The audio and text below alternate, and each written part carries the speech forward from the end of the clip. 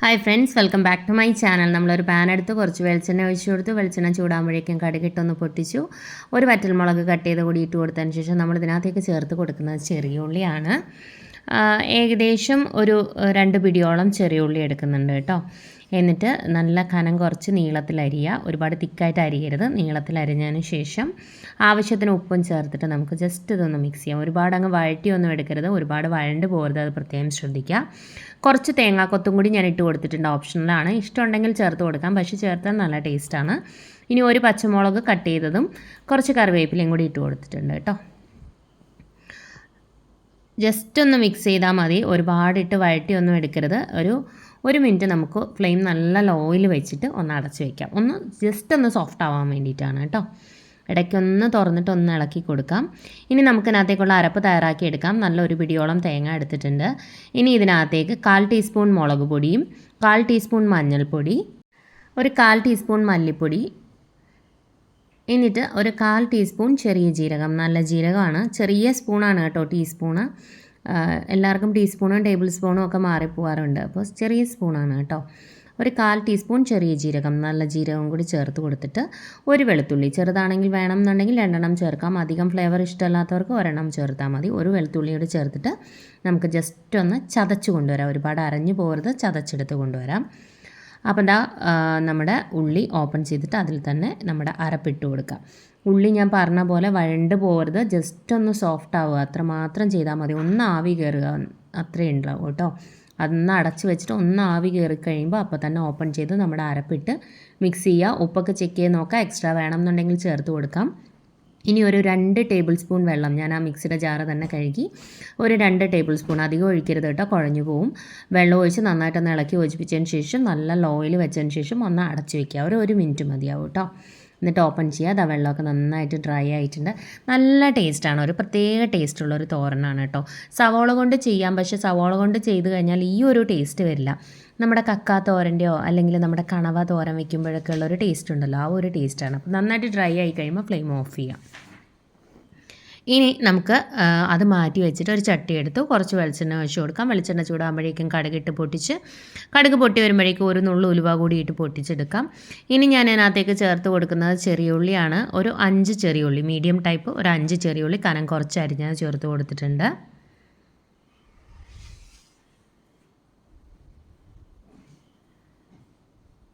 ഇനി ഇതിനകത്തേക്ക് ഒരു ചെറിയ കഷ്ണം ഇഞ്ചി ചെറുതായിട്ട് അരിഞ്ഞതും ഒരു 3 വെളുത്തുള്ളി ചെറുതായിട്ട് അരിഞ്ഞതും കൂടി ഞാനിതിലേക്ക് ചേർത്ത് കൊടുക്കുന്നുണ്ട്.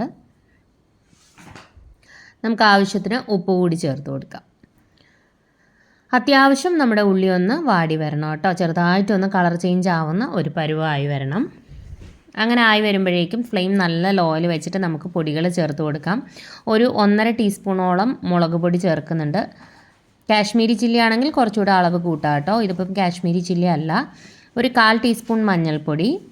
ഇനി ഇതിനകത്ത് 1 ടീസ്പൂൺ നിറച്ച് മല്ലിപ്പൊടി, അതായത് ലെവൽ ചെയ്തല്ല എടുക്കുന്നത്, കുറച്ച് ഇങ്ങനെ പൊക്കിയെടുക്കുക, കുമിച്ചെടുക്കുക കേട്ടോ. 1 ടീസ്പൂൺ, നല്ല പോലെ 1 ടീസ്പൂൺ മല്ലിപ്പൊടി കൂടി ചേർത്തിട്ട് നല്ല ലോ ഫ്ലെയിമിൽ തന്നെ വെക്കണം. എന്നിട്ട് ആ പൊടികളുടെ ആ ഒരു റോ ടേസ്റ്റ് ഒന്ന് മാറ്റിയെടുക്കണം.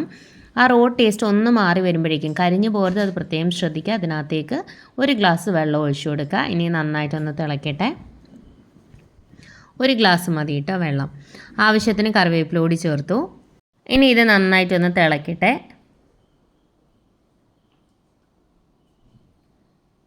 നല്ലപോലെ തിളച്ച് വരുമ്പോൾ ഇതുപോലെ 1 കഷ്ണം കുടംപുളിയാണ് കേട്ടോ, വടക്കം പുളിയില്ലേ, അതാണ് നമ്മൾ ഇട്ട് കൊടുത്തത്. 1 കഷ്ണം മതിയാവും. ഞാൻ കുറച്ച് നേരം ഒന്ന് ചൂടുവെള്ളത്തിൽ ഇട്ട് വെച്ചിരുന്നതാണ്. എന്നിട്ട് പുളി മാത്രം ഇട്ട് കൊടുക്കുക, വെള്ളം ഒഴിക്കുന്നില്ല, പുളി മാത്രം ഇട്ട് കൊടുക്കണം. പുളി ഇട്ടതിന് ശേഷം നന്നായിട്ട് തിളയ്ക്കണം. തിളച്ച് വരുമ്പോൾ ഒരു ഗ്ലാസ് വെള്ളം കൂടി നമ്മളിതിലേക്ക് ഒഴിച്ചു കൊടുക്കുന്നുണ്ട്. ഇനി ഒന്നുകൂടെ ഒന്ന് തിളച്ചോട്ടെ. ഈ സമയത്ത് ഉപ്പൊക്കെ ചെക്ക് ചെയ്ത് നോക്കുക, എക്സ്ട്രാ വേണം എന്നുണ്ടെങ്കിൽ ചേർത്ത് കൊടുക്കാൻ മറക്കരുത്. നന്നായിട്ട് തിളച്ച് വരുമ്പോൾ നമ്മൾ ഇതിനകത്തേക്ക് ചേർത്ത് കൊടുക്കുന്നത് പച്ചനേന്ത്രക്ക ഉണ്ടെങ്കിൽ, നല്ല വലുതാണെങ്കിൽ 1 ചേർക്കാം. മീഡിയം ടൈപ്പൊക്കെ ആണെങ്കിൽ 2 ഒക്കെ ചേർത്ത് കൊടുക്കാം കേട്ടോ. ഞാനിപ്പോൾ നോർമൽ നമ്മുടെ പച്ചക്കായ ഉണ്ടല്ലോ, ആ കായാണ് ചേർത്ത് കൊടുക്കുന്നത്. അത് ഒരു മീഡിയം ടൈപ്പുള്ള 2 എടുത്തിട്ടുണ്ട്. എന്നിട്ട് ഇതാ കനം കുറച്ച് നീളത്തിൽ കട്ട് ചെയ്തു. അത് വെള്ളത്തിലിട്ട് വെച്ചിരുന്നതാണ് കേട്ടോ, കറ പോകാൻ വേണ്ടിയിട്ട്. എന്നിട്ട് അതാണ് നമ്മൾ ഈ തിളച്ച് കഴിയുമ്പോൾ, നന്നായിട്ട് തിളച്ച് കഴിയുമ്പോൾ ഇതിലേക്ക് ഇട്ട് കൊടുക്കുക. കായ ഞാൻ നടുക്കുന്ന 2ആയിട്ട് കട്ട് ചെയ്തു. എന്നിട്ട് ഓരോ പീസിനെയും നീളത്തിൽ കട്ട് ചെയ്തു, അങ്ങനെ എടുത്തതാണ് കേട്ടോ. എന്നിട്ട് ഇത് നല്ലപോലെ ഇളക്കി കൊടുത്തിട്ട് നല്ലപോലെ തിളക്കട്ടെ. ഒന്ന് തിളച്ച് വരണം. ആ പുളിയും എരിവും എല്ലാം നമ്മുടെ കായലേക്ക് പിടിക്കണം. അങ്ങ് ഒരുപാട് നൈസാക്കരുത്, എന്നാൽ ഒരുപാട് തിക്കാക്കി എടുക്കരുത് കേട്ടോ. ഒരു മീഡിയം പരുവത്തിലെടുക്കുക. തീരെ നൈസായി കഴിഞ്ഞാൽ അങ്ങ് ഉടഞ്ഞു പോവും.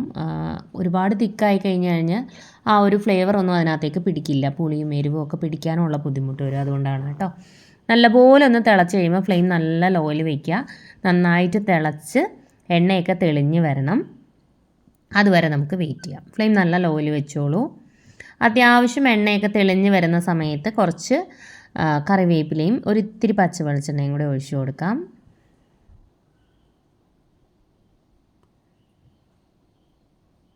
കുറച്ച് മതി കേട്ടോ. നല്ലൊരു ഫ്ലേവർ ഉണ്ടാവും. നന്നായിട്ടൊന്ന് ഇളക്കി കൊടുക്കുക. ഒരുപാട് അങ്ങ് വറ്റിച്ചെടുക്കണ്ട, എന്നാൽ ഒരുപാട് ലൂസായി ഇരിക്കരുത് കേട്ടോ. നല്ല ടേസ്റ്റായിട്ടുള്ളൊരു കറിയാണ്. നിങ്ങൾ മസ്റ്റായിട്ടും ട്രൈ ചെയ്ത് നോക്കുക. അപ്പോൾ ഇത് മതി. ഇനി ഇതിൽ കൂടുതൽ തിക്കാക്കണ്ട, ഓഫ് ചെയ്യാം. ഇനി നമുക്കൊരിത്തിരി തേങ്ങാ ചമ്മന്തിയും കൂടി ആയാലോ. ഒരിത്തിരി തേങ്ങ എടുക്കാം. ഇത് ഓപ്ഷണലാണ് കേട്ടോ. അപ്പോൾ എനിക്ക് ഈ മുളക് കറികളുടെ കൂടെയൊക്കെ തേങ്ങാ ചമ്മന്തി ഇഷ്ടമാണ്. ഒരു 2 ചെറിയ ഉള്ളിയും ചെറിയൊരു കഷ്ണം ഇഞ്ചി, ഒരു പച്ചമുളക്, കുറച്ച് മുളക് പൊടി, ആവശ്യത്തിന് ഉപ്പ്, കുറച്ച് കറിവേപ്പില, മാങ്ങ ഉണ്ടെങ്കിൽ ഒരു ചെറിയ കഷ്ണം മാങ്ങ, അല്ലെങ്കിൽ ഒരു പൊട്ടുപുളി, ഒരു നുള്ളു മതി. അതും കൂടി ചേർത്തിട്ട് അരച്ചെടുക്കാം. വെള്ളം ഒന്നും ഒഴിച്ച് അരയ്ക്കരുത് കേട്ടോ. 2-3 ട്രിപ്പായിട്ട് ഇളക്കി കൊടുത്ത് അരച്ചെടുത്താൽ മതി. അപ്പോൾ നമുക്ക് ഇന്നത്തെ ഊണ് വിളമ്പാം. ചോറ് വിളമ്പിയിട്ടുണ്ട്. ഇനി നമ്മുടെ ഉള്ളിത്തോരൻ നല്ല ടേസ്റ്റാണ് കേട്ടോ. നമ്മുടെ കണവയോ കക്കാത്തോരനോ ഒക്കെ ഉണ്ടാക്കുമ്പോൾ ഒരു ടേസ്റ്റ് ഉണ്ടല്ലോ, ആ ഒരു ടേസ്റ്റാണ് കേട്ടോ അതിന് കിട്ടുക. നമ്മുടെ കൊണ്ടുള്ള കറി, അതുപോലെ ചമ്മന്തി. നിങ്ങൾ ഈ ഒരു കൂട്ട് തന്നെ ഉണ്ടാക്കണം എന്നില്ല കേട്ടോ. നിങ്ങൾക്കിതിൽ ഏത് വേണമെങ്കിലും അങ്ങോട്ടും ഇങ്ങോട്ടും മാറ്റിയും തിരിച്ചൊക്കെ ഉണ്ടാക്കാം.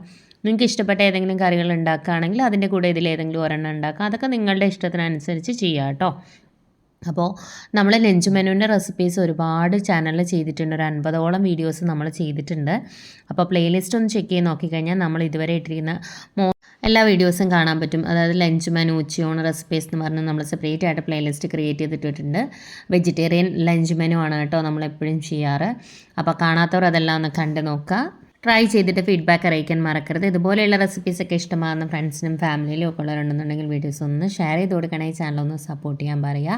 അതുപോലെ ഇതുവരെ ചാനൽ സബ്സ്ക്രൈബ് ചെയ്യാതെ വീഡിയോ കാണുന്ന ആരെങ്കിലും ഉണ്ടെങ്കിൽ, ചാനൽ ഇഷ്ടമായിട്ടുണ്ടെങ്കിൽ ഒന്ന് സബ്സ്ക്രൈബ് ചെയ്തേക്കണേ. സബ്സ്ക്രൈബ് ബട്ടൺ പ്രസ് ചെയ്യുമ്പോൾ അടുത്തൊരു ബെൽ ഐക്കൺ വരും. ബെൽ ബട്ടൺ പ്രസ് ചെയ്യുക. 3 ഓപ്ഷൻസ് കാണിക്കും. ആദ്യം കാണുന്ന ഓൾ തന്നെ പ്രസ് ചെയ്യുക. എന്നാലേ ഞാൻ പുതിയ വീഡിയോസ് ഇടുമ്പോൾ നിങ്ങൾക്ക് അതിൻ്റെ നോട്ടിഫിക്കേഷൻ കിട്ടും. അപ്പോൾ വീഡിയോ ഇഷ്ടമായിട്ടുണ്ടെങ്കിൽ ലൈക്ക് ചെയ്യാനും ഷെയർ ചെയ്യാനും കമൻറ്റ് ചെയ്യാനും മറക്കരുത്. നിങ്ങളുടെ സപ്പോർട്ട് ഉണ്ടെങ്കിൽ മാത്രമേ എനിക്ക് മുന്നോട്ട് പോകാൻ പറ്റൂ.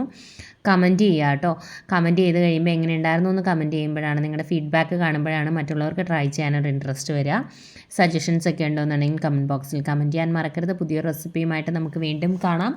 Thank you friends. Thanks for watching.